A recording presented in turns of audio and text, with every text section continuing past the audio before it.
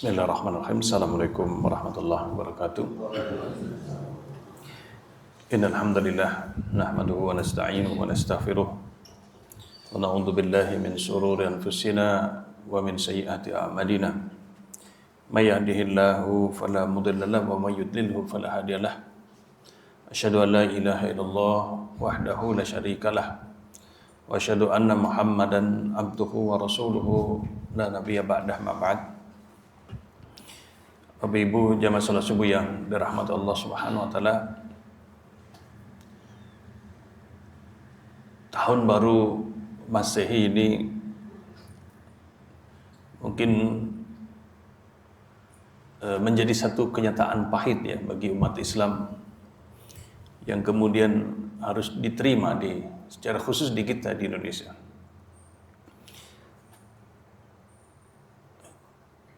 Terjadi perdebatan tentang boleh tidaknya keterlibatan umat Islam dalam perayaan misalkan. Ya. Kalau kita dilihat di medsos, ya tentu ramai. Ya. Tapi mau tidak mau, ya disadari atau tidak, ya tahun Masehi ini telah menyatu dalam kehidupan kita. Kelahiran kita juga patokannya kepada kalender Masehi. KTP kita juga kalender Masehi.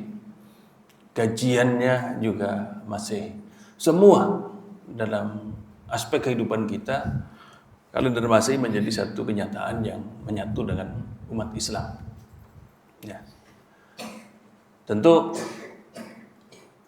bukan berarti kemudian 100% kemudian kita membenarkan ya, karena bagaimanapun umat Islam punya kalender sendiri, itu kalender Hijriyah, punya tahun baru sendiri kan itu. Bahkan kita jujur mungkin lebih meriah ya tahun baru Masehi daripada tahun baru Hijriyah, tahun baru Islam. Ya, bagaimanapun kita coba berusaha ya, kita mengambil nilai-nilai positif karena memang dia sudah menyatu dalam kehidupan kita. Di antaranya ya mungkin yang kita bisa ambil yaitu adalah bagaimana kita mengambil pelajaran dari perjalanan waktu yang ada ini. Ya, setiap kita masuk dalam tahun baru ini, tentu yang terbaik adalah bagaimana kita mengambil pelajaran. Ya, sudah berapa puluh tahun waktu dunia ini mengajarkan kepada kita dalam kehidupan ini. Ya. Sudah berapa ribu ya, berbagai peristiwa yang ada dalam kehidupan ini memberikan pelajaran apa dalam kehidupan kita. Ya. Karena bertambahnya waktu, semakin banyaknya kesempatan dalam hidup ini, kalau kemudian tidak menambah bagi kita pelajaran-pelajaran kehidupan, tentu itu adalah sebuah kerugian yang sangat nyata. Ya. Waktu yang berjalan ini, umur yang terus bertambah pada diri kita, ya, berbagai peristiwa yang kita lalui dalam keseharian, itu tidak lain kalau kita cermati betul, kita renungi, tidak lain adalah bagaimana ya diantaranya adalah kita semakin yakin kepada Allah Subhanahu wa taala. Ya. Masalah sehat, ternyata sehat tidak serta-merta kita raih dengan teori kita. Ya, dengan olahraga, dengan makan yang seimbang, istirahat yang cukup. Ternyata tidak cukup. Ya, itu diantara mungkin pelajaran kita bisa ambil. Kenapa? Karena sehat, tidak sehat, sakit, semua memang di tangan Allah Subhanahu wa taala. Dalam masalah rizki, sudah berapa tahun kita bekerja, kita mencari rizki Allah Subhanahu wa taala. Mungkin sebagian yang kemudian meyakini rizki itu hanya datang dengan bekerja, kerja keras dan seterusnya. Ternyata faktanya juga tidak. Ya, faktanya tidak. Karena begitu banyak orang yang kerja keras, mereka tidak mendapatkan hasil pula. Banyak orang yang sudah berjuang, tinggal dia menikmati hasilnya, ternyata kadang lolos juga dalam kehidupan ini. Ya. Dan seterusnya, artinya pelajaran-pelajaran ini tentu kita dapatkan seandainya kita mau mengambil pelajaran itu. Karena itulah yang mendewasakan kita. Itulah yang menjadikan kita semakin mengetahui hakikat daripada segala sesuatu itu. Karena itu berulang dalam kehidupan kita. Maka peristiwa yang terus berulang dalam kehidupan kita, kalau kemudian tidak semakin menyadarkan kita, ya, lalu butuh berapa lama lagi kita bisa mengambil pelajaran dan menyadari kenyataan itu. Ya. Begitu juga perjalanan yang panjang ini semakin meyakinkan kepada kita bahwasanya apapun yang dikejar oleh manusia, ya memang semuanya pasti mereka akan tinggalkan, kecuali hal yang berhubungan dengan akhirat. Ya. Kepuasan, kebahagiaan, ya, kenikmatan dunia yang dikejar oleh manusia, mereka mati-matian dalam mengejarnya, ya. Mereka luar biasa berjuang untuk mendapatkannya, mengorbankan segala sesuatu untuk mendapatkannya. Ternyata setelah mereka dapatkan juga, mereka tinggalkan juga dalam kehidupan ini. Tidak ada kemudian yang dibawa setelah kematiannya, kecuali urusan-urusan akhirat saja. Ya. Apakah kemudian juga peristiwa-peristiwa seperti ini kita tidak menyadari itu dan tidak segera kita berbenah dalam kehidupan ini? Sehingga perjalanan waktu dan peristiwa dalam kehidupan kita yang terpenting adalah bagaimana itu memberikan pelajaran penting untuk menjadikan kita lebih baik lagi. Nah, Allah Subhanahu wa taala berfirman, "Innallaha la yughayyiru ma biqaumin hatta yughayyiru ma bi anfusihim." Di antara pelajaran itu adalah bagaimana kemudian kita berubah dalam kehidupan ini. Kalau orang itu bertambah umur, kemudian tidak mengalami berbagai perubahan dalam dirinya, itu berarti memang dia tidak mendapatkan pelajaran, tidak bisa mengambil pelajaran dari peristiwa tersebut. Dan perubahan dalam diri seseorang itu terjadi di saat dia sendiri mau berubah. Ya, Allah tidak akan merubah seseorang, tidak akan merubah sebuah kaum sampai mereka mau berubah, sampai mereka mau berubah. Dan perubahan dalam diri seseorang secara umum terjadi karena peristiwa-peristiwa yang mereka alami. Orang berubah karena apa? Karena ilmu yang masuk dalam dirinya itu. Kalau kemudian umur semakin bertambah, kita juga tidak mengalami perubahan-perubahan dalam hidup, maka itu adalah sebuah kerugian yang sangat nyata di situ. Nah, maka hari-hari yang kita lalui, marilah kita terus amati, kita cermati, dan kita jadikan motivasi untuk terus berubah dalam kehidupan ini. Itu adalah bagaimana kita semakin dekat dengan Allah Subhanahu wa taala. Kullu man 'alaiha fan. Segala sesuatunya itu fana, segala sesuatunya akan pergi. Segala sesuatunya itu akan hilang. Ya. Kecuali adalah apa-apa yang kemudian di sisi Allah Subhanahu wa taala. Nah, kemudian yang kedua, jamaah salat subuh yang dirahmati Allah Subhanahu wa taala. Di antara pelajaran yang mungkin kita bisa ambil dari perjalanan waktu terus yang kita jalani ini adalah bagaimana kemudian kita membuat skala prioritas dalam hidup ini. Ya, membuat skala prioritas dalam kehidupan ini. Hidup itu punya tujuan. Allah menciptakan segala sesuatu itu dari hikmah tujuan yang kemudian diinginkan oleh Allah Subhanahu wa taala. Kita bukan hanya sebatas hidup, numpang hidup, ya, lahir kemudian mati, ya. Ada sebuah tujuan, ya, ada sebuah maksud yang kemudian diinginkan oleh Allah di saat Allah menciptakan segala sesuatu ini. Ada tujuan Allah Subhanahu wa taala menciptakan kita di dunia ini. Itulah yang kemudian harus menjadi sebuah skala prioritas dalam hidup. Kalau kita ingin larut dalam berbagai isu peristiwa yang ada dalam kehidupan manusia, maka kita akan terombang-ambing bagikan buih di atas air. kita tidak tahu arah, ya kemana, kita hanya terbawa arus dalam kehidupan ini. Inilah sebuah kerugian yang sangat luar biasa. Ya, sehingga kita mau ngapain sebenarnya dalam kehidupan ini? Kita mau ngapain? Itu sebuah pertanyaan yang harus kita sering tanya pada diri kita. Kita mau ngapain dalam hidup ini? Apakah kita mau mencari apa? Ya, kita mau berbuat apa? Kita mau seperti apa? Itu yang harus terus kita tanyakan dalam hidup kita. Itu tanyakan pada diri kita. Agar apa? Agar kita selalu sesuai dengan tujuan dalam kehidupan ini. Ya. Kalau kita sudah menetapkan sebuah tujuan dalam hidup, kita akan lebih fokus ke sana. Berbeda dengan orang-orang yang berjalan tanpa tujuan. Orang yang gak jelas kehidupannya. Nah, apakah kita hanya sekedar mengulang hari kemarin? Ya, kita ulangi lagi sekarang, kita ulangi lagi sekarang, tanpa ada satu peningkatan perubahan dalam kehidupan kita. Ya. Tapi orang-orang yang kemudian dia punya tujuan, perjalanan waktu itu akan semakin mendekatkan orang itu pada tujuan yang sesungguhnya. Itu yang kemudian penting dalam hidup ini. Tapi orang yang kemudian tidak punya tujuan jelas, perjalanan waktu ini nggak tahu itu dia semakin dekat ke tujuan itu atau justru dia semakin menjauh. Karena mereka tidak peduli dengan apa yang kemudian mereka jalani. Maka skala prioritas ini penting.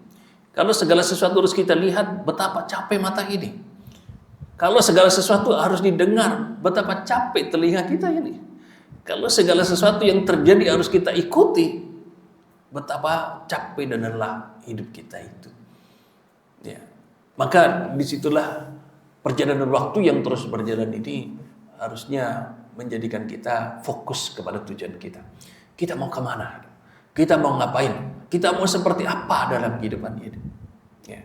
Sekali kita hidup, janganlah kita memberikan kegagalan dalam hidup kita.